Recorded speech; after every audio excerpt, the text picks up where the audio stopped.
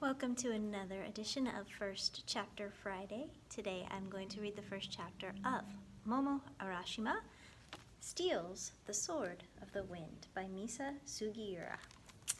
Let's dive in to Chapter 1. Happy Birthday to Me. Nico says I should have known something was wrong from the moment he appeared in my backyard the night before my 12th birthday, but I disagree because look, I can guarantee you that most people who saw what I saw that night would have said to themselves, I must be dreaming, or it must be something I ate, and gone right back to bed. And back then I was trying really hard to be like most people, but I'm getting ahead of myself. What happened was I woke up to a yowl and a yippee bark. I got up and peeked out the window to see the neighbor's cat streaking across the yard, which was not unusual, but trotting oh so casually after it was a fox, which was unusual. The fox stopped in the middle of the yard, sat down, and pointed its sharp, twitchy nose and bright black eyes directly at my window. The moon was shining from somewhere above and behind me, bathing the fox in cool silver light and casting a magical glow on the entire yard. As the fox stared at me, I was seized by this strange feeling that it knew who I was. Like it knew I was watching and it was waiting for me. And then, I swear I'm not lying, it nodded at me and patted the ground with its paw. Yes, you, it seemed to be saying. Come out here at once. I need to talk to you. That was not just unusual, it was unbelievable, like literally not able to be believed. It's just my imagination, I muttered to myself. I shut my eyes and tried to shake what I'd seen out of my head. I couldn't have seen it. That was the problem with having what my teachers call an overactive imagination. I tended to see things that no one else could see.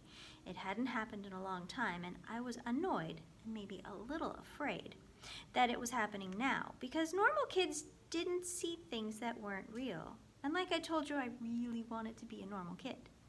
I put my hand out to knock on the window. If it was a magical fox who was here for me, he'd nod again or do something else strange and unfox-like. If it was a regular old fox, he'd run away. I tapped 3 times. Tap, tap, tap.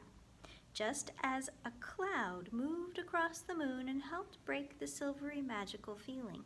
The fox looked startled and scampered into the shadow of a big pine tree at the edge of the yard. Okay, phew, I thought. Regular old fox then. I could just barely see him huddled under the lowest branches of the pine tree, his tail covering him like a fluffy blanket. He stayed perfectly still for several minutes, and eventually I got tired of watching him and went back to bed, like a normal person. If I had bothered to go to the front of the house to take a look at that cloud over the moon, I might have seen why the fox had hidden so suddenly. And I would not have been able to go back to bed like a normal person because I would have been completely terrified, because it wasn't really a cloud, as you may have guessed by now. Hovering several feet in the air above the house, wearing a ragged black ball gown, black stiletto heels, and too much makeup, was a shikomi, one of the death hags who serve Izanami, the destroyer, queen of death. The shikomi's hair hung in patches from her scalp, which was peeling off her skull. Her eyes were pure white under her false eyelashes and drawn-on eyebrows, and although her lips had caved into her toothless mouth, she'd done her best and smeared a bright red outline of lipstick around the gaping hole. When she breathed, it was with a rattling hiss that would make your skin crawl. I didn't know it then, but she had followed that fox halfway around the world, and she was waiting for me, too. Mom didn't mention my birthday at breakfast the next morning, which was odd. She forgot a lot of things, but she'd always done something special for my birthday.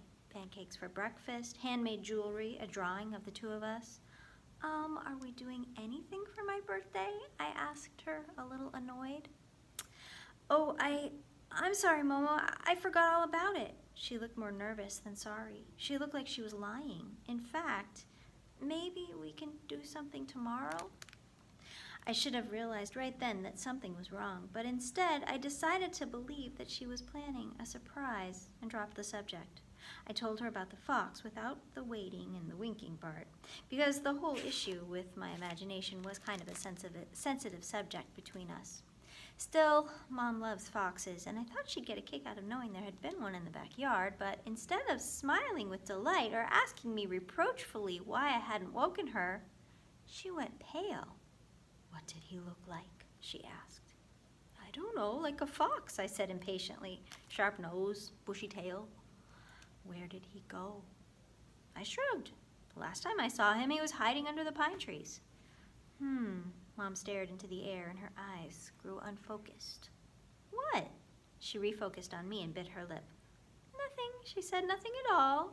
Shivering, she pulled her bathrobe more tightly around herself before sighing and leaning back in her chair, eyes closed. I forgot all about the fox. "Are you okay?" "I'm just a little tired. I think I might go back to bed." She pushed herself up and left the kitchen, moving slowly, carefully, as if walking was causing her pain. As I finished getting ready for school, I wondered if I should make a doctor's appointment for her. I was used to making them for myself. She wasn't the greatest at stuff like that, but how would I convince her to go? She hated doctors, and I couldn't remember the last time she'd gone to one. If she was sick, we probably wouldn't be able to do anything for my birthday, I thought, with some disappointment. I glanced at the clock. I'd have to think about all of that later. I had more pressing things to worry about, like getting through the school day. I sighed and swallowed the low-key feeling of dread I always felt before going to school. The thing is, I was not exactly what you would call well-liked. Don't get me wrong, no one actively hated me or anything, but I was pretty much at the very bottom of the trash heap known as the 7th grade social scene. How do I know? You know these things. But if you want proof, I've got plenty. For example, Kiki Weldon had recently made a list that ranked all 71 7th graders at Oak Valley Middle School in order of popularity, and it had gotten printed and posted on the wall at school. Guess who was number 71? Even worse than my rank was the fact that the other low-ranked kids seemed to think that associating with me might somehow jeopardize their sweet, sweet spots in the upper 60s. So Sunita Agarwal, number 65, stopped answering my calls. Forget about texts. Mom didn't let me have a cell phone. Eliza Lang, number 67, rolled her eyes for all to see when she got partnered with me in Spanish class. Marina Fernandez, number 68, turned her back on me when I sat down next to her at lunch. Literally, no one wanted to be my friend anymore. By the way, someone told on Kiki, and she was suspended and had to make an announcement on the PA system about how sorry she was and how wrong and cruel the list had been, etc., etc. But did that turn her into a better person? Did it lead to a kinder, gentler era where everyone in 7th grade was equally popular and nice to each other? Hello, are you a citizen of Earth? Of course it didn't. And then there was last weekend at the back-to-school dance. Normally, I would have avoided that dance like the pit of vipers that it was. But Ms. Perez, my language arts and homeroom teacher, had asked me to help with the decorations, even though I wasn't part of the student leadership class. "It'll be good for you to get involved in school activities," she said. "Working together with the others will help you bond with them." Right. But I knew that Mom worried about me not having friends. If I went to the dance, maybe she'd think I had friends again. Maybe it would make her happy. So even though every cell in my body was screaming at me to stay home where it was safe and quiet, I said yes. Unfortunately, the result was a viral video of me getting splashed with a cup of punch and making one of those weird ack faces, all in super slow-mo, so the tiny yelp that actually came out of my mouth sounded more like the bellow of a charging rhinoceros. But that's not all, folks. The real highlight came when someone pointed out a sign on my back that said, "Help, I'm on fire," and I basically turned into a horror movie monster with a Godzilla-level roar and a face that would make Gollum look like a sweet little foster kitten. I rushed the boy who'd splashed me and then tripped over my own feet and fell flat on my face. No one helped me up, but I was suspended. The school counselor recommended therapy for my anger issues, and Mom spent 2 days crying in her room.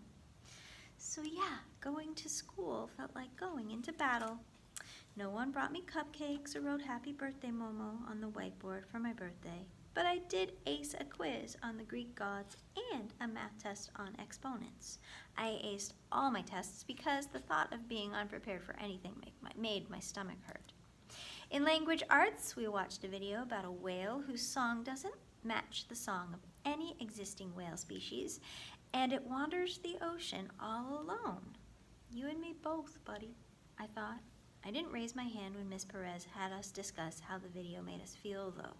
Keeping my mouth shut and staying under the radar was lonely, but it was the one thing I could control about my social life. If I didn't talk, no one could make fun of what I said. If I didn't try to make friends, no one could reject me. After school, everything fell apart. I was first in line at the bus stop trying to ignore Kiki Weldon and her BFF Riley Guo. They were standing right behind me, giggling and whispering with their heads together like whatever they were talking about was super funny, but sorry they couldn't tell you about it because it was kind of an inside joke. Meanwhile, Brad Bowman and Danny Harrigan and a couple of other brobots were laughing and watching a video on Danny's phone. They were shouting things like, "Ooh, take it out," and "Ow, that's gonna hurt," and "Again, let's see it again." The girls took a break from whispering so they could sidle up to the boys, and within seconds it was a giggling, guffawing comedy extravaganza. I tried not to care, but all I could think was, what are they laughing at? Why are they so mean? Why do kids like that get to have all the power? And as always, I hope they don't notice me. I hope they don't laugh at me. I was still trying to tune them out when the hairs on the back of my neck began prickling, and I got the distinct feeling that someone was watching me. I looked up just in time to see a fox exactly like the one from the night before, except he was standing on his hind legs and he was wearing clothes. He had on old-timey pants that stopped at the knee, a vest, and a newsboy cap, and he was looking at me as if he knew who I was, just like last night. No, I thought, no, this isn't real. I shut my eyes for 3 seconds, then opened them again. Please let it not be real. But the fox was still there, standing on his hind legs in his old-timey costume, like he was pretending to be a human boy, and then he tipped his cap and winked at me before turning and running into a tree. Like he literally ran into the tree, and poof, he vanished. I gaped at the spot where he'd been standing. That did not just happen, I told myself. It was just my imagination. It had to be in my imagination. Foxes didn't wear clothes. They didn't tip their caps. They didn't disappear like magic. At the same time, my head was spinning with questions. Was it the same fox from last night? What was it doing here? What did it want with me? Why was it wearing clothes? And why was I even asking myself these questions when I knew that what I'd just seen was impossible? But if it was impossible, why did it feel so real? I heard a muffled giggle and some whispering that made those hairs on the back of my neck start prickling again. What are you looking at? It was Kiki, who I guessed had finally gotten tired of watching a video of someone falling and hurting themselves 37 times in a row and was looking for somebody else to laugh at. If my standard rule was to not talk too much to other people, it applied 100 times more to talking about stuff like pants-wearing, disappearing foxes. But I couldn't come up with a good lie. When Kiki looked at me like that, like a cat looks at a mouse, I froze from head to toe, except for my heart, which began pumping panic into my body at full speed. It took everything I had to mumble, "Nothing." "No, you were definitely looking at something," she insisted. "I saw you go like this." She did an exaggerated double take and opened her mouth and eyes wide like a cartoon person seeing a monster. "Right, Riley? You saw her, right?" Riley nodded. "Uh-huh," she said, "totally." "Come on, Momo, what'd you see?" Kiki said in a fake sweet voice. I wanted more than anything to run away and hide, but I had just enough presence of mind to know that would mean certain death. So I tried again. "I told you I didn't see anything. You're making it up." "I am not," Kiki protested. "Swear to God." "Don't lie, Momo," Riley said. "Nobody likes a liar." The other girls hovered, watching like vultures, waiting to swoop down on a dead body, which is to say, me. Even the boys, who normally didn't even seem to realize I existed, had looked up from Danny's phone. I was trapped. My improvising skills were terrible even on a good day, and forget about situations like now when a little worm of panic was burrowing its way around my brain, shrieking, "Help, help, help!" I had two terrible options. I could keep pretending I hadn't seen anything and get sneered at for lying, or I could tell the truth and get laughed at for being weird. Fine, I paused and tried to calm my racing heart. Come on, Momo, think. I saw... Kiki looked at Riley and smirked. Yeah? I saw... Think, Momo, think, think! A drop of sweat began trickling down my forehead, but on the inside of my skull, my mind remained stubbornly blank. Finally, I blurted out the truth. I saw a fox. Riley snorted. I don't believe you. If it was really a fox, you would have just said so instead of pretending you didn't see anything. To this day, I don't know what came over me. Maybe I was sick of pretending I hadn't seen what I'd seen. Maybe it was magic. All I know is that I heard myself saying, he was wearing pants. Bruh, a fox wearing pants? Where? Danny and I were both Japanese. He'd been adopted by white parents. A long time ago, we used to be friends, but now he's one of the cool kids, and he stayed as far away from me as he could, like he didn't want to remind people that we had a single thing in common. I missed him desperately, and at this same time, I hated him for abandoning me. Now he made pretend binoculars with his hands and stared not just where I'd pointed, but all over the parking lot, across the street, and up into the sky. He clearly thought he was being hilarious. Kiki shrieked with laughter. Riley rolled her eyes, and for a moment I thought she might come to my defense, but she just cooed, "Danny," and slapped him playfully on the arm. He's not there anymore. He disappeared. Maybe everyone would think I was playing along with Danny. What, like poof? Danny popped his hands wide open. Like magic? I nodded. Kind of, yeah. In the silence that followed, I knew I'd made a terrible mistake. Kiki's mouth curled. Wow, magic, huh? That's very, interesting. Someone in the crowd sing-songed, "Weirdo." I felt my face flame with embarrassment and anger. How come when Danny pretended he was looking for a magical fox, people thought he was funny, but when I talked about the same magical fox, people thought I was a weirdo? Okay, so I hadn't been joking like Danny, but I could have been. It was so unfair. I wanted to scream. I wanted to smack them all in their ugly faces and tell them to shut up and leave me alone. But I didn't want another suspension, so I looked away and focused on slightly hating everyone around me so that I wouldn't cry. Happy birthday to me. The bus arrived and the door whooshed open. I got on, found a seat, and put my backpack next to me as a barrier. That's when the tears started coming. I brushed them away angrily and looked out the window to hide my face. I found myself searching the neighborhood for a fox dressed like he'd stepped out of Mary Poppins, but I didn't see anything. Well, of course I didn't. Those kinds of things belonged in myths and fairy tales, not in real life, suburban junior high school parking lots. Still, as we rolled down the streets, I couldn't help thinking about all the foxes in the stories Mom used to tell me. Foxes are tricksters. They get people into trouble all the time. If there were such things as magic foxes in real life, that is exactly what one would have done. Revealed itself to me and laughed from some hidden spot while I made a fool of myself in front of my classmates. We reached my stop first, and as I stood to go, Danny called to me from the back of the bus. "Hey, Momo!" "Don't fall for it. Ignore him." I put my backpack on without looking at him. "Let me know if you see any more disappearing foxes, okay?" The whole back of the bus practically exploded with laughter. He's a giant pile of toenail clippings. He's body odor come to life. The door whoosh closed and the bus roared away. Why did people have to be so mean to me? What had I ever done to deserve this? I wished I was a wizard so I could curse them. "Pimplosio extranormicus," I'd shout, and they'd all turn into a bunch of oozing zits. Mom always insisted it didn't matter what people said about me, and that I shouldn't bother trying to fit in with anyone who didn't understand me. I agreed with her in principle, but it made life hard sometimes, because so often I felt like no one understood me. I wished I hadn't seen that fox, or at least that he hadn't been wearing clothes. I wished this didn't feel like it was connected to the fox in my yard last night, like that fox was tailing me, trying to get my attention. Most of all, I wished it hadn't felt so real. I thought I'd gotten over seeing things that weren't there. Why was this happening again?